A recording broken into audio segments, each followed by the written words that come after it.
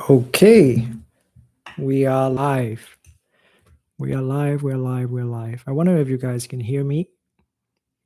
Well, right now we still have 0 person tapping in, and it's also kind of like a new trajectory for the shows where we're taking things.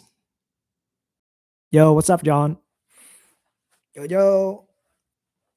We're taking a new trajectory for the shows where we're keeping things clean. So today I'll be the sole host and trying a new format. Perhaps we can keep things more tight, more compact, and talk about certain things. So today, as we are seeing, the title is how do we recognize these heroic cycles of spikes and crash that shows up in spiritual practice, but really in all sort of mind training. Um, and I do believe this is such an important topic. Not only that I'm seeing it playing out in myself in the current bootcamp where we're training, but also just for practitioners who among us that struggle with the sense of stability and steadiness.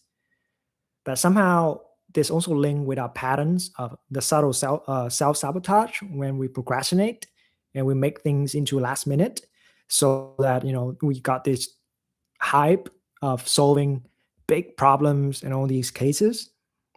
It's almost like we're taken by this spiritual zeal that we want intensity, that we want more awakening experiences that comes from those difficult moments. And before we even talk about Matrix Reloaded, because I think I was talking about how, um, yeah, because we've been using, movies as a lens for us to analyze Dharma, analyze contemplative practices, and to reflect and see for ourselves. Um, I do want to take a moment to step back to recognize the bigger patterns that I've seen again and again.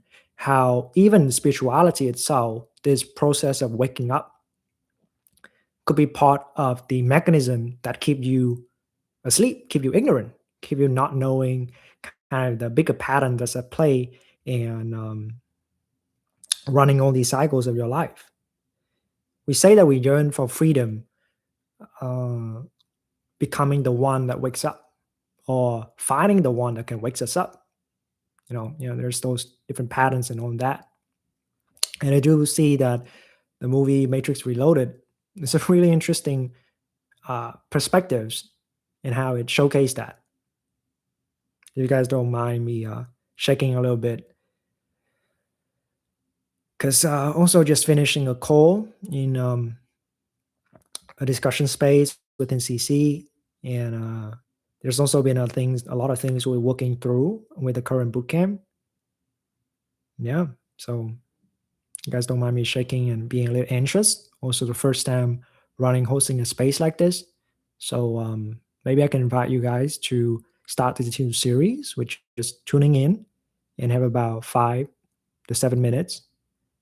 We're just kind of like experiencing a drop, a spacious drop of this great strive of trying to be a hero in our life, try to solve and fix everything, to completely annihilate the obstacles, to win over anything and everything.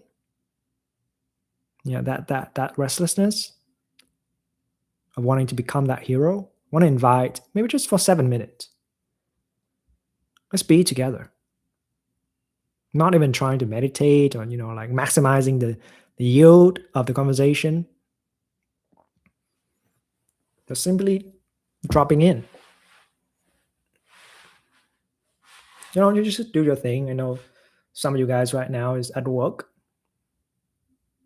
Maybe someone's driving around, is checking in. Some sitting, doing some chores around the house. A lot of folks tuning in from already within our bootcamp. Bootcamp acolytes tuning in. Some of the people has been watching our content. Wherever you are, I just want to be with you for a moment.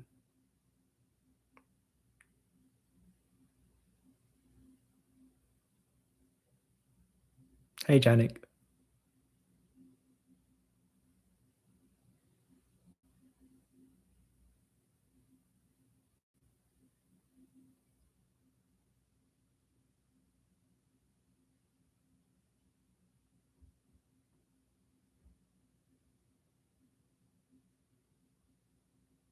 Like I was saying that right before this call, a lot of energy was running through, changing a new format,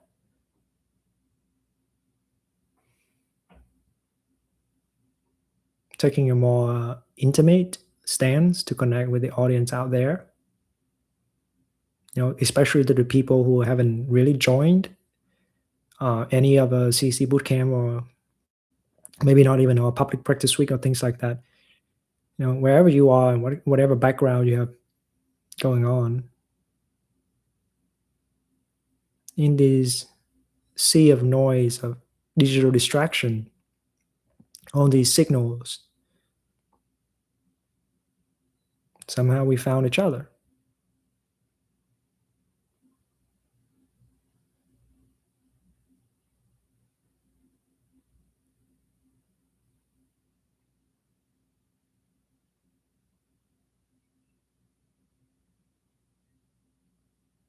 And sometimes like we talk about this spike and crash, and we'll get to the movies. We'll get to the movies and talk about things like that to extend the concept. But I want to talk about the spike and crash of this attempt to trying to, find the answers to everything, to your life, to awakening, to enlightenment, what's going on with the world, making sense of all these chaos,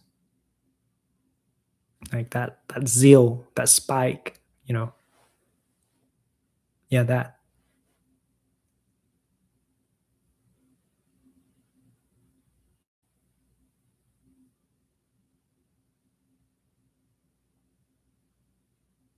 Maybe we want to go here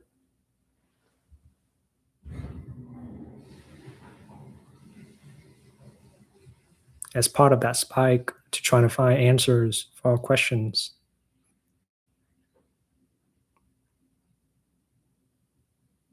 to take one more step in the journey of awakening or, you know,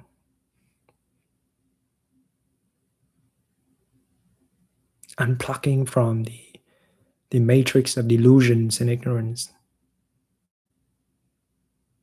or helping others do that. If you got a big heart,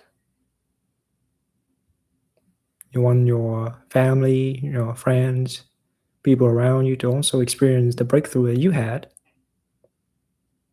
But the more you try to do that, the more isolated you become.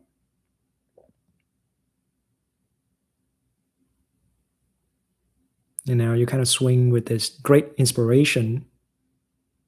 You want to put that into music, an album, shout out Yannick. You want to put that into your life's work. You want to put that, in something, trying to inspire people.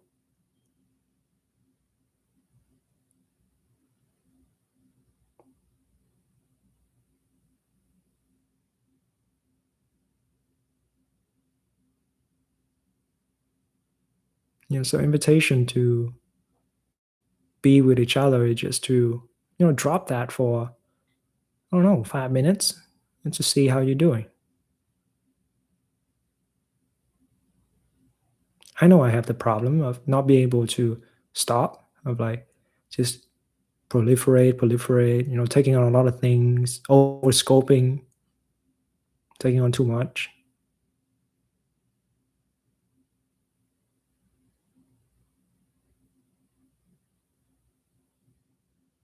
being way too eager to be the one that is a sacrificial lamb.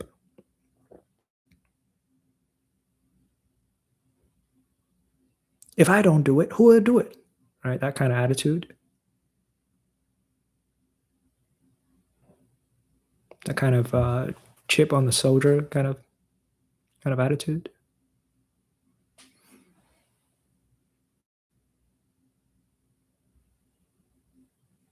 Yeah, what if we just chill out for 5 minutes?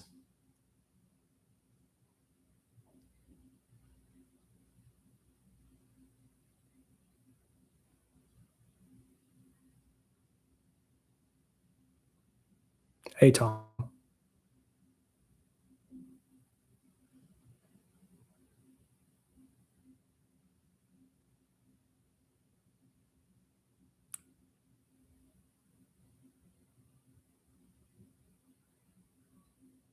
And what remains once we drop from the narrative of rescuing people, fixing world problems?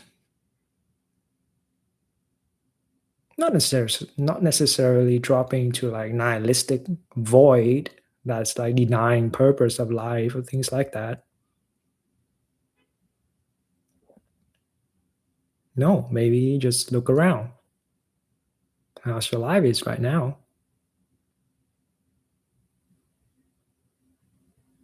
This shared connection that we got. Maybe I've seen you before, like I'm shouting out on these people, Janik, Tom, John, those are the guys that are in the boot camp, team members and whatnot. But I'm dedicating more of this space for the people who are not in the boot camp yet. How are you doing?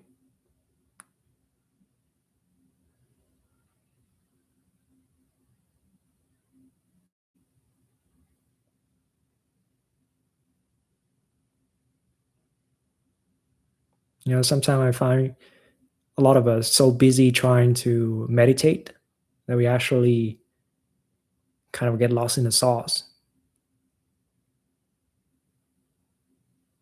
We're trying to plan the next retreat, have this whole thing mapped out, stages, states, all these layers of awakenings, and it's cool, there's a function to it. But if we're not careful, we're just gonna make, Zion is part of the machine world. Zion is part of the plan to control and just keep you looping in that way. Previously, you were climbing the ladders of corporate, fame, status. Now you're climbing the ladders of awakening. What's that about? And it's so tricky because the moment we say these things, then equally you're trying to just abandon your post in the corporate war. And now you also wanted to like do nothing and not engaging with practice either. Just zero or one. Hmm. Sometimes I wonder, like, maybe we are the machine that was created by another more sophisticated species, because it does seem pretty fatalistic and deterministic of how we think.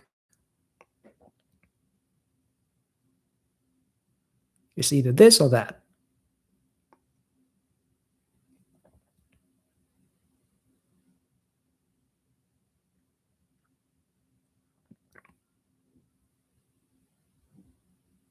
Okay, so nice to meet you. It's nice connecting in that way. I'm less stressed out a little bit. We got 8 people tuning in. I don't know, maybe only 8 of you guys are already in CC Bootcamp. So we all got warm audience here. But today's show, we were talking about, this heroic cycles of spike and, hey, Alexi, spikes and crash. And we were talking about how this situation with Zion and this so-called resistant city of the awakened people in the matrix, people who are taking the red pill, found the truth of how the machine has been, simulating this whole thing, and now they're out of it. And in Matrix Reloaded, it takes what's quite interesting is that it takes the hero's journey. You becoming the one, you are the one that they are waiting for, the one that has been prophesized, and your own desires are lining up, even though you were initially doubting your own experience, but you follow the white rabbit, you do the practice, you lean in, you train, and you become that special chosen somebody, right? And the premise of the first movie is very understandable. It's very popular. But the moment we moved into the second movie, somehow people just become extremely disinterested. And especially the scene with the architect, like what is it? What is it about again? Like, oh, the first movie and the entire series changes its meaning. Zion is controlled opposition. And it could be quite spooky, especially for practitioners that pursuing is seeing ourselves as seekers, finding out the truth, to recognize that spirituality is also part of escapism. We may find ourselves high and mighty to look down on people who's trying to chase success in their career, materialistic possessions, or whatever. But if we look at the mechanism of, you want to stack up more gains in terms of concentration skills, you want to stack up more awakening experiences, you want to go to a retreat, that retreat, this retreat, so you attain this and this and this and this. Structurally speaking, that whole thing is, we could just say that it's a self-similar logic with someone who's trying to make their way into the corporate world. And just even the corporate world seems to be like, okay, that's the polar opposite of the spiritual stuff.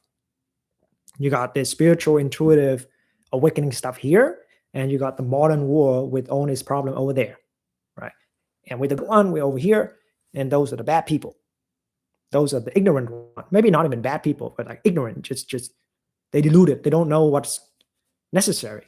And understandably, right, we also see many problems with people who's just completely lost it in the pursuit of money, fame, fortune, and success. So we resist, and that spiking, like the rising up of the energy that want to depart from that, now generate this concept or this perspective or this path to awaken, to be the other side. But we don't see that then it's just the other side of the duality. One side materialistic, the other side idealistic or spiritual, we say. One side is trapped in matter, the other side says it's all spiritual. We don't see that the moment the architect just see that, then say Neo is the sum total of all the anomalies that represent resistance, represent the need to distinguish themselves from the current status quo. So, are we doing that? I mean, are we actually also just treating this whole spiritual awakening thing just another way for us to avoid living our life, avoid accepting what it comes with being alive in the 21st century? We're trying to go back. Like some of us maybe have artistic impulse to want to go back to the good old days when art was more pure, or like really good old days when like things were simpler. Even 20 years ago, 30 years ago, before internet, before social media and mobile apps just hooked you all the time to these devices. We don't see that, yeah, you can keep your fantasy. But then we just right back to that mechanism of we just defying the momentum of the war without being able to establish our own reality.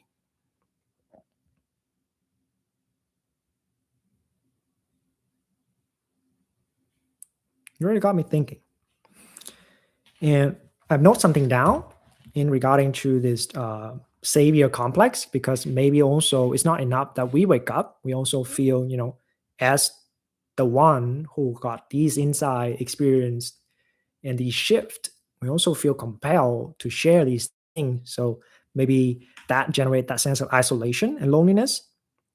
Many people that I talk with in the boot camp, they mentioned that before joining CC, or we never really have a space to talk about a meditative experience. We never really have, in our personal life, both our coworkers, our colleagues, our friends and families, they don't really share the same interest with these things. So we just practice and meditate by ourselves. Sometimes we join retreats, but retreats are also kind of fleeting. We do have time to practice together, but not enough time to really build extensive community that talk, share together. So we feel isolated, we feel lonely, right? It's tricky because we do have friends. We do have, that psychological needs to belong and talk to people are still there. But this deep sense of the fundamental restlessness of not being able to really express yourself and being recognized for it create this sense of, subtle, very subtle resentment against life around us. Right? These people don't get me, you know. And then the other side of that, maybe some of us have the more bombastic externalizing of these force, and then we have a preacher phase where we start YouTube channel, we start live streaming, we start a community to be able to do that. Well, guilty as charged, I did that. And then we just want to share and share and share, and then we feel disappointed because now people don't get it. I had that problems not that long ago. Still does. I still do have that problems. It's a big problem. Just that tendency, of enmeshing this need for recognition for the work that we do, and then just being very convoluted about it.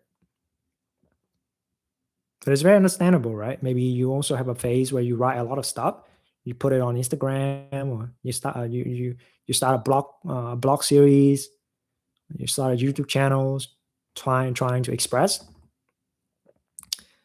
but it doesn't really cohere into a community. It For CC, it still does take a tremendous amount of work from many people involved. We just got John and Tom here, who's in CC for a while, to witness the amount of work it takes to just band to get people together. It's so much work because we have so much differences. We have so much perspectives difference, background difference. Things just naturally drift us away from each other.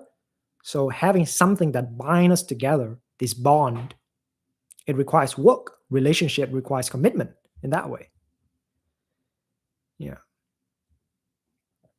So sometimes when we see out of the isolation and the loneliness, the spike come up that we want to connect with people, but because the basis is that of instability, of not being recognized, not being held, not having enough love, feeling inadequate or whatever, or feeling like we need to prove it, we need to wake people up, and this is an injustice, blah blah blah blah blah blah blah. So it's unstable of a spike like that, and it's just crash, spike up, crash, spike up, crash, and then this whole thing just filled with this existential dread and bliss and dread and bliss and dread and bliss. So yeah, we got ourselves a situation like that. So how do we break away from that, of this whole situation? So now I want to share also these couple of images I created about Zion Protocol. Hope you guys can see it okay. The first one is say, you haven't escaped the system. You just found a more sophisticated layer of control. In that sense, I guess what we're talking about here is the extra layers of even when we have an opening in our meditative practice, in our contemplation practice, where we feel like the old identity no longer encapsulate what we're about. We have the capacity and the skills to always, be able to dissolve, merge with the environment. But now arise on that problem. There's still that gap or the distance. Maybe not the gap in our experience, but the distance between you and your significant other, or you and the world at large. Sure, we in our container, things are fine and dandy, but when it's starting to broaden up more perspective, we're starting to be more responsive to the world out there. We find ourselves unable to. Our reality can only expand so much. So then we talk about this Zion illusion, that how there is this mundane trap, the matrix traps, which is very obvious, like, oh, okay, like we got these people trapped in the cubicle in the 9 to 5, and like that's just part of the capitalistic machine that's just churn out modern slaves, and workforce is slave, and property is theft, and we go on conspiratorial, blah blah blah blah. And we see that, okay, the way out is that you turn inward and you bam, you don't engage with that, and you remain impartial, you remain like non-attached, you remain non-participatory. So you just observe it, and we don't see that even this distance, this abiding witness, or this abiding peace, is still part of the control. And that may be pretty difficult to accept at first. Now, sure, You are free at your home, but the moment you walk outside, you know, there's all these forces that still at play and you don't recognize them. That's why sometimes in CC, we talk about, we make this analysis that modern life does create a condition for a lot of people to starting to be more contemplative, looking inward, finding their path in that way. But it doesn't seem to be set up for a way that people can truly connect together. Because the only pointing is talking about, just people build a little corner and just stay there. Even if there's community, but the community either like shaped in a hierarchical manners. So you got a community leader at the top, everybody just follow that person and it's become a somewhat of a quasi cult of personality, same style, just the same person duplicated into a thousandfold. Or we got this kind of like quasi flat hierarchy where just everybody is the same, but because in that way there's no friction really to be able to handle the complexity of all these things. So then it's just kind of like very diluted of a community. Like we got these communities on Facebook group or different kind of Discord group or school community or thousands of people, but we just chat around. We don't really make relationships out of it. Things are very kind of vanilla in that way. But when we really come together and these ugly side come out and things started to really suck, how are you going to handle that? And then we recognize that, yeah, maybe the spiritual skill that you develop to concentrate and be in your own cocoon and be able to clarify that affliction, you haven't developed the skills to communicate. You haven't developed the skills to articulate your emotion to the other person in a way that they can get it. You haven't developed the skill to lead. And the thing that you were condemning to be like, oh, that's just like, the corporate skills that I don't need, now comes back and reveal to us that it's still needed.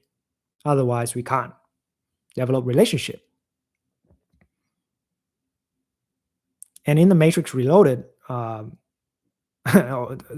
may also pause soon to maybe check with you guys what these things make sense or not, because I'm also trying to cohere, the film reality, and there's this reality where we are on the way to become the film. I'm just trying to reject modernity to build our little cocoon. But okay, maybe this doesn't make sense. I'm sorry if that's the case. Okay, I also make mistake in trying to work better at it. But yeah, I'm just saying here that the relentless path of self improvement and spiritual seeking may not be freedom. It may be a sophisticated system to desire you to just keep being restless.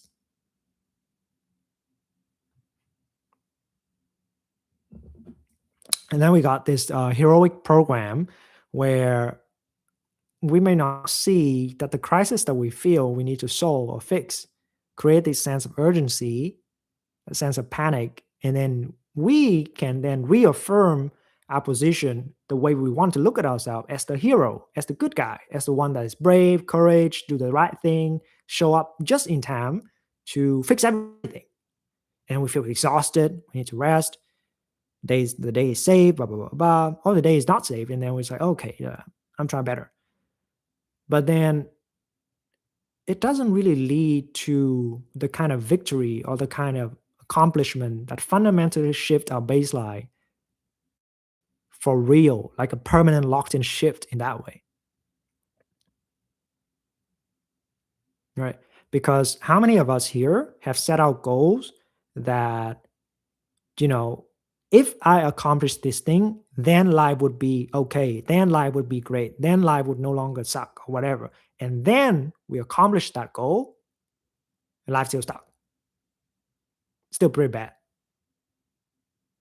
Yeah, and then we don't see that, all this procrastination, all this overcomplicating of a task or what you need to do, and all this blah blah blah blah blah blah blah is part of a subconscious loop like this that we, from the exhaustion, not be able to fully ride that exhaustion to retire the heroic program, to be able to live from a place where you don't need to be a hero because life just works. You just don't have enemies in that way. But we rather take dualistic side that there's an evil bad guy over there and I'm the good guy over here. We rather that duality, and then this thing doesn't get exhausted. We just keep going playing on that game. And so we have this spike and crash, and why, simple life, chop wood, carry water in a very real way feels daunting, feels kind of threatening to just be normal, be a regular guy, not trying to go out there and save everybody. Simplicity then feels like a threat, right? Because if you're so busy, investing in your narrative, decades of being the hero on a hero's journey, conquering beast, taming dragons, all these things, like slaying monsters. Once that is over, who are you? Yeah, maybe the original thing that start the journey in the first place, like the sense of unworthiness, the sense of injustice, the sense of helplessness. Oh, now we have to really feel it and just continuously work on that feeling. But yeah, but once we've invested so much time, effort into this, it does yield accomplishment, right? It's become driven. Like, like this spike thing can generally provide accomplishment. It's not to say that it doesn't do you any good. No, it does do a lot of good in that way. But talking about like this sense of, just being stuck in a loop, it's again. Yeah, because without a crisis, we may misinterpret the calm as apathy. Like I'm being lazy. Like, sure, that could be you being lazy, or that could just be like, a life that just works. You don't have to be on fight or flight mode all the time. I'm also talking this to myself, by the way, because this is also as much as for me as hopefully helpful for you, because I'm trying to remind me of this as well. Because yeah, I made a lot of strategic blunder that our team just like, damn, Khan, you're really pushing it to the last minute, huh? Like again and again. And I'm just trying to see, like, why do I keep doing this? Because now I'm seeing more like, oh, okay, there seems to be an ongoing, unchecked craving for the intensity of the spike, so that it feels impressive. It's actually not impressive at all. It just feels impressive because, oh, I'm doing the Hail Mary stuff again. But if we take care of things, the situation wouldn't arise in the first place. So in that way, we subconsciously sabotage our own peace. You can't even enjoy the peace that we say we so desperately want to strive to achieve. That's why it's kind of tragic of being stuck in this way. That's why, like, yeah, more meditation, therapy, retreat time, carving out all these practice time. We're still at this phase, just looping again and again. So it doesn't compound. There's no consistency in that way, because we're just so busy looking impressive instead of just building and being ourselves. So in terms of escaping the loop, I'm naming here that how do we go from just forcing all the time, being forceful about it, then like building the form of the routine, your sense of psychological healthy ego, like just a good self-esteem, a good ability to dictate and determine your sense of worth, like own that is what I mean by form here. So the mechanism is switching from intensity as a thing to be like, oh man, that's so impressive. That guy is intense. He works so hard. Blah blah blah. Blah. I want to play that part, right? In terms of just like little bit by little bit, not even that impressive. Nothing much. Nothing crazy going on here. Just being consistent. I think I was also talking with Tyson a while ago, and he was showing me how things like about you know even trainers or what he find that people just go hard in the gym, but then in that way they also plateau. And there's a thing like 2 reps in reserve or zone 2 training, just going slower, but then you build the volume of familiarity with these states. So you don't even need to go max effort, 1 hour meditation, even though you clearly just can only sit for 20 minutes sustainably. But you don't want to just be sustainable. You want to be, breaking through. Because in the breaking through things, it would give the appearance of that you are spiking. Wow. Then after that, crash, can't integrate. It's just erratic. But the other way of pacing, when there's like, okay, there's a form, routine, these are things that needs to be accomplished, and we can compound interest in that way. Motivation is from heroic saving and proving to, just embodying and building. It's a little by little bit. But the embodying thing here is very challenging because that means you gotta be willing to feel inadequate, feeling to you gotta be willing to feel unworthy, or feeling weak on that, feeling stupid, feeling on the fear, feeling terrified on that, and then build while feeling that. And I guess because we have a deep entrenched sense of avoidance, escapism on that strategies, we don't want to do that. So nah, right? Then we're back to the forcing things. And the nervous system thing is an interesting one because one side is grasping and clinging, the other side is grounded and regulated. But yeah, it's just like, going through this withdrawal of if you're so used to just constant spiking like this, you'll never be able to even appreciate what it feels like to be grounded, what it feels like to just sit with yourself. That's why I think like in the boot camp when we have the first 3 weeks just to ground people and just starting to regulate some of their tumultuous states, it feels really off to even do that. Like not giving people more techniques to cling to, more very, very clear cut instruction to grasp to, because then we just want that to be the new thing that we, hook our claw of certainty into, right? And like, okay, I got the thing. Now I'm just doing this, and then it'll be on okay, right? And then just never being grounded. Instead, just making contact like we were warming up in today's opening of the live stream and just doing that. Yeah. So these are some of the things I've been seeing in that way. But of course, in the movie, right? In the movie with Neo, it's also about walking away from mm,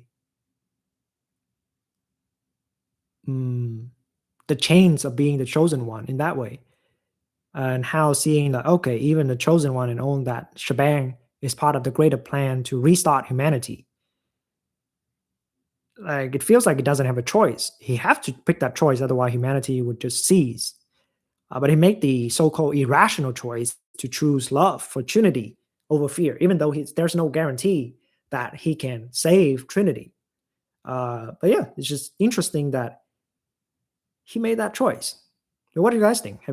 What do you guys think about that choice at the end of the Matrix 2? The whole Matrix 2 is about the problem is choice, right? How do you walk away from the thing that is seemingly most important, but you recognize, oh, it's part of a bigger mechanism, bigger cycle to just keep me endlessly looping in restlessness. And I reckon that the choice that he made was that he see the one that really ground him was Trinity. Because even in the scene where he comes back from an expedition, his I forgot the name of the ship, but like all these people in Zion was praying to him, asking, like making offerings and making an altar out of his home in Zion. And he was about to, have sex, and he was on horny for Trinity on that. But the people was there, so he's like, okay, I got it. I got to take care of the people. And Trinity was also like, okay, just do your thing. But she was walking away, and he was like, no, Trinity, stay here. And Trinity's like, it's okay. The people need you. And he's like, but I need you. Right. So Neo doesn't even believe he's the chosen one or the one in that way. He's just, doing the thing that, okay, it feels like the most responsible thing. But when it comes to it, he chose love. And even in the movie, he was saying that the 5 predecessors of the one were making choice that has a global sense of connection. The love for humanity is built into the one program archetype, right? The archetype, right?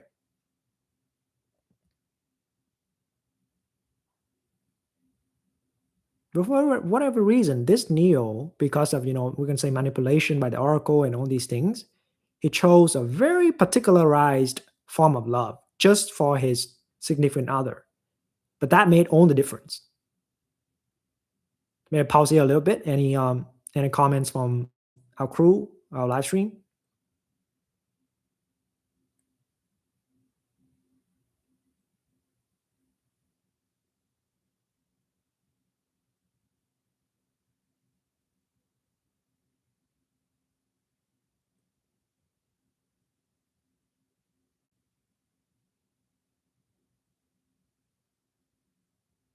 It's interesting, right? Because I think for a lot of us, when we practice like this, we got that, trepidation. We got that unresolved tension where how do I balance all these talk about awakening, getting out of my blah, blah, blah, blah, blah, and my love for my family. Some of you guys have children. Some of you guys are not married, but in a committed relationship. Some of you guys, feel that as the all right, Jack said, going against the mimetic spiritual savior conditioning. Yeah, that could be a huge one. Oh, by the way, Yannick, I finally watched Matrix 4. I do love that movie. So maybe we're gonna have an argument later on. But I do love that movie a lot. I think the world just cooked. Like that movie is a phenomenal movie. So maybe we'll have a disagreement about it later on. But I was just saying that a lot of us struggle on this path to you know do I renounce from even that love in order for me to be unaffected, unattached, so that I can focus and dissolve, my fetters, my attachment. You got that one side where we feel like we need to be more monk-like, and we got the other side, which is I have a sense of love for this world, for my significant other, for my children, and it's these two things, like it comes into contention to be the question that define how you live your path. So this is also something that the practitioners in CC confront with and sit with constantly, because a lot of people, like most people in CC, have committed relationship in that way, where none of us are going the route where we become more and more monk-like. So then we were talking about breaking a lot of this conditioning, and the actual thing that is the measurement or the orientation question is, does all this practice bring you closer to your loved one or not? Right?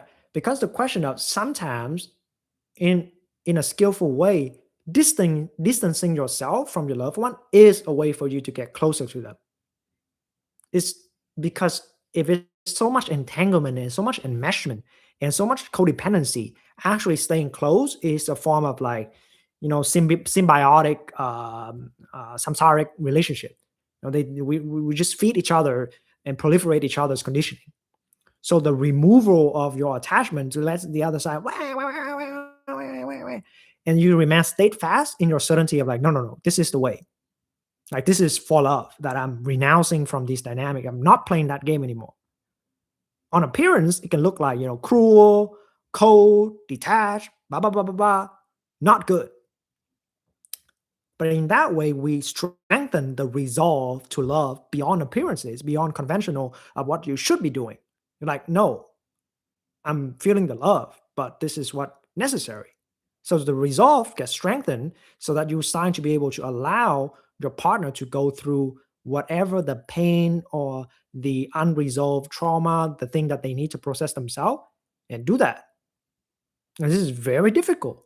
We have many, many training for the mentors inside CC to like, hey, a lot of the training for the mentors is just abstaining from your need to rescue someone when they are in tension.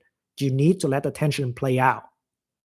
It's a very tricky balance to do that, especially when you don't want to see your wife in turmoil, right? You want to make her feel safe, right? How do you know? How do you develop the resolve to be able to navigate these kind of territory? And the that way as well, coming closer is also not just, like, oh, hugging and like being closer in that way, like oh lovey-dovey and oh rosy and mosey in that way. but also to develop genuine understanding of the situation and what's at play, right? Like how patterns play out. What is the consequence of us continuing to continue our relationship in this way? And have that understanding now comes with the responsibility of whether you change and you enact the different condition for the whole situation to change. And this kind of way of taking responsibilities is a lot, because even if you yourself have had breakthrough and you're fine, but you are in a relationship with someone who's still going through their journey, so still going through their path, because then now we have these two sides that fighting each other, right? One side we say is let's just be reductionistically simple, like one side is love, the other side conceit, right? The side of love goes for like strengthening your resolve, uh, deepening your understanding, and increasing your level of responsibility. That's three. The other side, conceit, is going for me and mind making. It's me. It's my journey. It's a me thing. Blah blah blah blah. And just make the whole thing about yourself. The other is another one is self-centered interest. Like, oh, how does this help me? Well, maybe it doesn't help you, but it will help your significant other or the people around you. Would you still do it even when there's no self-centered interest? Like, oh shit. Then we see like maybe we don't even think in this way. And the last one is seeing how when we take a conceited position, we just close off. We don't even think in that way anymore. So all this contention is not about like, oh, that person is on the love side and the other person is on the conceited side. No, it's a constant dynamic that we refine over practice through many, many cycles of iterations. Because maybe different from Matrix 2, and there's just one big, confrontation between Neo and the architect. This thing happened every day for us, moment to moment, decision after decision, choice after choice. Now, why are you practicing? Is it actually getting you closer to the embodiment of love, of connections, of intimacy with yourself, first and foremost, of course, and also the others? Because most of us are not monk like in that way. We're not in a monastic order. We live in a modern life where a lot of these connection and dynamics requires you work out these relational dynamics, jealousy, insecurities, anxiety, the fear of abandonment, all that jazz.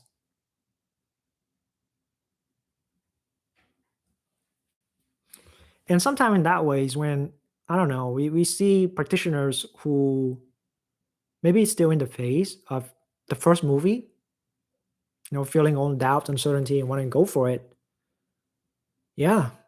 I don't even know whether I should tell them about, or like not me, like not just an I thing, but I mean here like the instructors, mentors, team members in CC, whether we should be talking about this aspect of taking care of your life as well, like the totality of your life, including your work, including your relationship, your marriage, your commitment, because you can't be doing this like I'm waking up while cutting these off, because that would lead to such a baggage that even so-called you pop out and you have all this experience, like, oh my God, the road to integration now seems like a huge mountain to take care of, because you left all that part of yourself in this relationship, because we have a social self, right?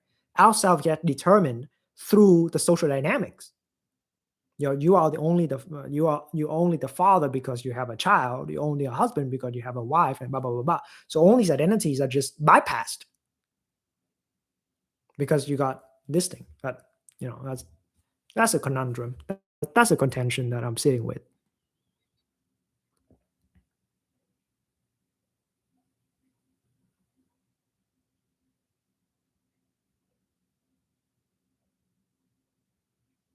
So heroic spikes and crashes, doing this for others versus doing it in a self-centered way. Not even versus, continuation more likely, right? Because the first movie, everybody get it. It's like it's beaten to death. The hero's journey, becoming the one, recognizing your potential, overcoming self-doubt, reclaiming your power, uh, proving to yourself you can do the impossible. All that jazz is just beaten to death. But then what? Then relationship continues, right? your role in the war. Matrix 2 reloaded in that way. Then what? What are you going to do with that realization? What are you going to do with that breakthrough? How's that actually helping you be a more genuinely compassionate and committed lover, husband, wife, whatever roles you're taking on? How's that actually show up?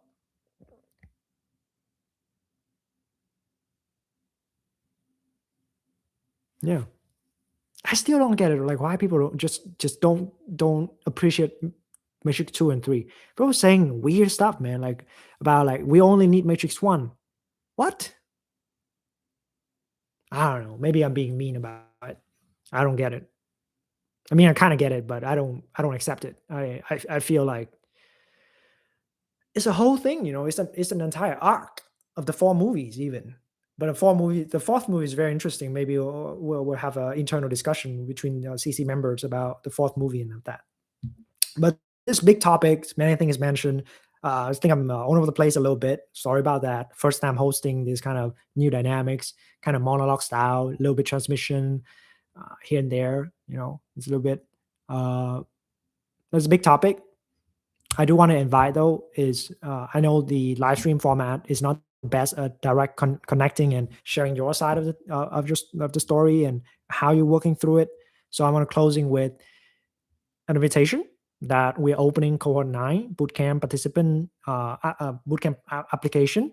And if you want to check it out, whether you want to further engage and invest your time, attention, and energy with CC, then check out the link that we have in the description. I can also send you this link here.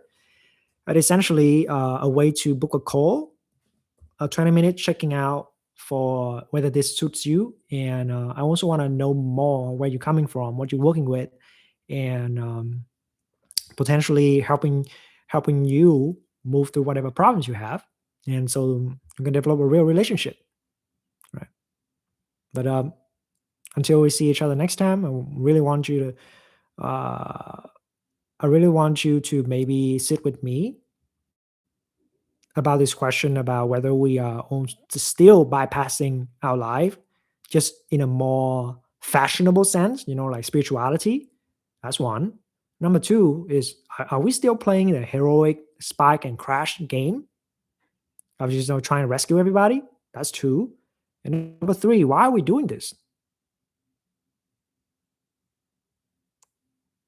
Is it for, in the Buddha Dharma, they say for the benefits of the twofold benefit, I think, for self benefit and for other benefit.